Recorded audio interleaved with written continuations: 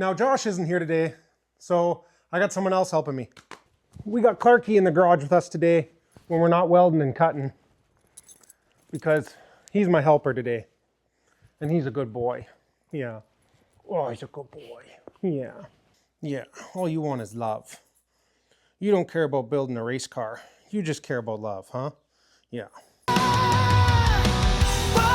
belt, burning steel and fuel, turning rust to power, that's the golden rule. Barkley belt, we're tearing down the line, full throttle, hearts in overdrive. Welcome back out to the garage, guys. Today we're turning this pile of mostly cheap Amazon parts into a turbo kit. Today we're working on the hot side, and I'm taking it seriously today because I even bought actual stainless filler rod, and we're going to attempt to TIG all this. Now I have TIG welded a little bit of stainless, but it was stainless to mild steel, and it arguably was thicker stainless than this cheap Chinese stuff, but we're going to find out.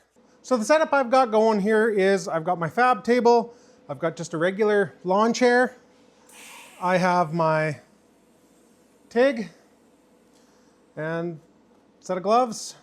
I cut a chunk of the 3-inch pipe, put a V-band on the end of it. I cleaned everything with acetone. I cut the original flange off the downpipe on the Beetle.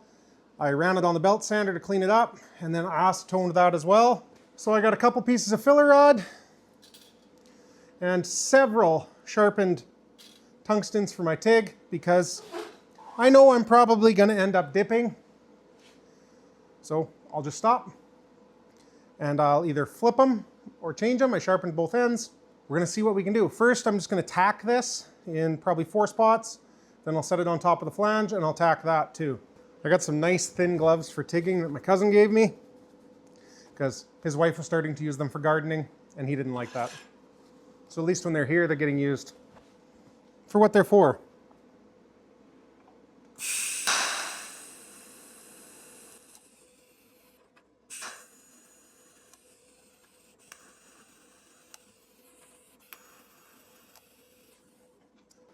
So this end's just a slip fit, so I just did a tack like fusion. This side, I'll probably use a little bit of filler on my tacks, just so that I'm sure it's going to hold fairly good. So I guess this is where we find out if I'm capable of doing this.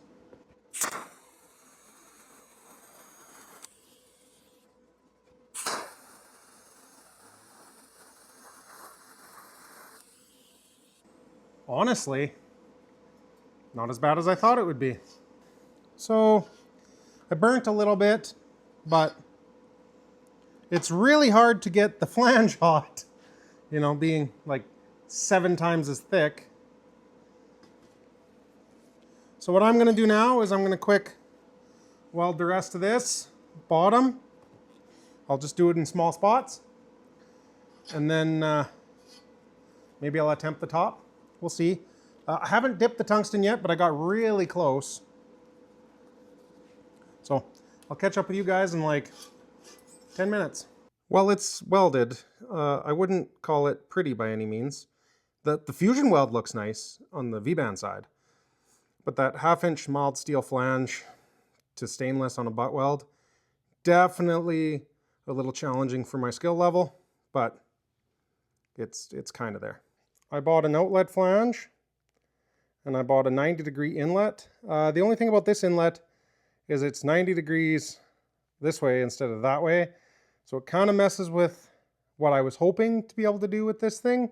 I'll just have to put a short 90 right there.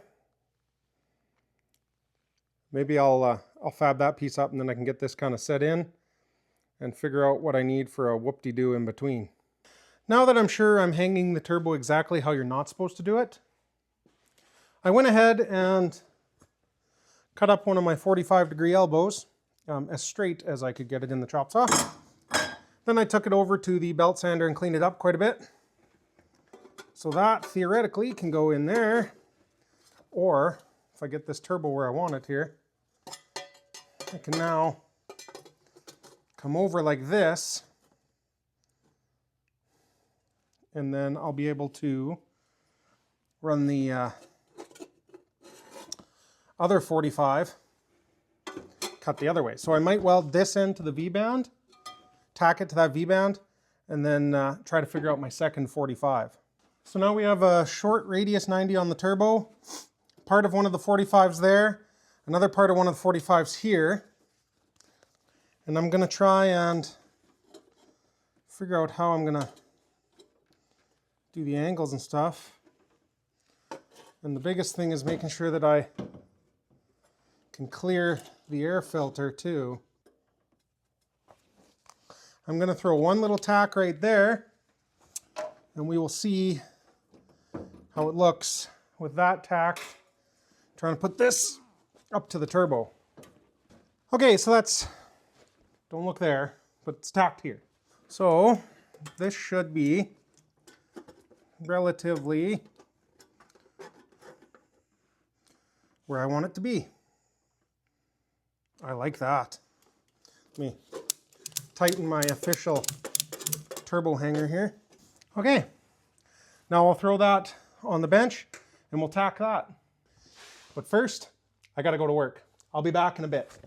Well, the good news is, after conversing with someone much smarter than me, I went from this ugliness to this less ugliness. And that, well, you can see, before I talked to him, after I talked to him. So, we're getting better.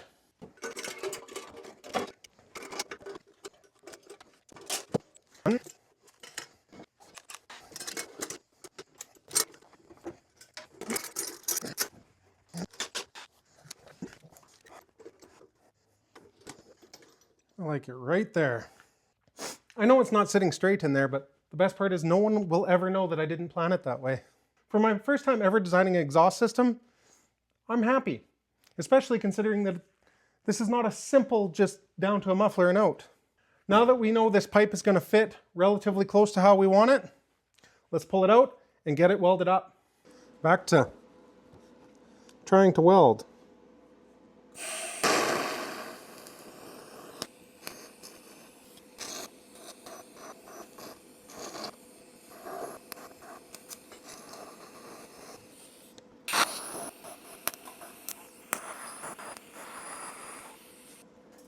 Not pretty.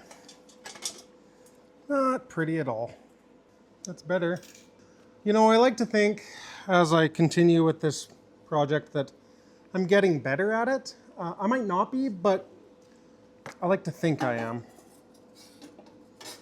At least with fusion welds, I'm getting better. That actually looks like something I could be proud of. I mean, it's not weld porn, but it's about as good as I get. I'm sure a professional would say that that's a pretty piss poor job, but I mean, I'm really happy with that. I like to think that, you know, as I've done one weld, two welds, my welds are getting nicer. And even my fusion welds are getting a little bit nicer. Like right there, that's an impressive chunk of weld in my opinion, especially for a guy who doesn't know what he's doing. Our downpipe to the turbo is done. There we are, the muffler's in there.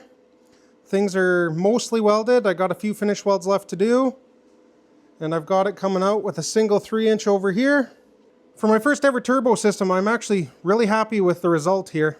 So along with the finish welding, I also have to add some braces. This is a lot of weight hanging off that exhaust manifold. I will have to put a O2 sensor bung right about here after the turbo so that we can install the wideband once that shows up. But yeah, I'll get this all ripped back off and we will do some finish welds. Hey Clarky, what do you think? How did we do? Yeah? Yeah, oh yeah. I think we did a good job too. Yep. Oh! Don't look at you? Okay, we'll look at the car. So we got our one little 3-inch pipe into what was supposed to be a muffler for my truck, but you know, if you stand back and you don't get close to the welds, this thing looks really cool. Like, well, I'll show you here. There you have it. Turbo is mounted. No, you know, We got to do everything else to make it function and not fall off. Once the wastegate shows up, we're going to have to put the wastegate hater pipe on until it makes us angry, and then I'll eventually have to plumb that back into the exhaust too. But I'm honestly super happy with the job I did here.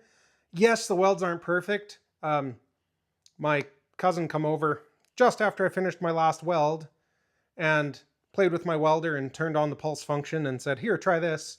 And I welded a couple pieces of scrap together. Yeah, I wish I would have known how to do that before, because it did make a noticeable difference in the quality of my welds.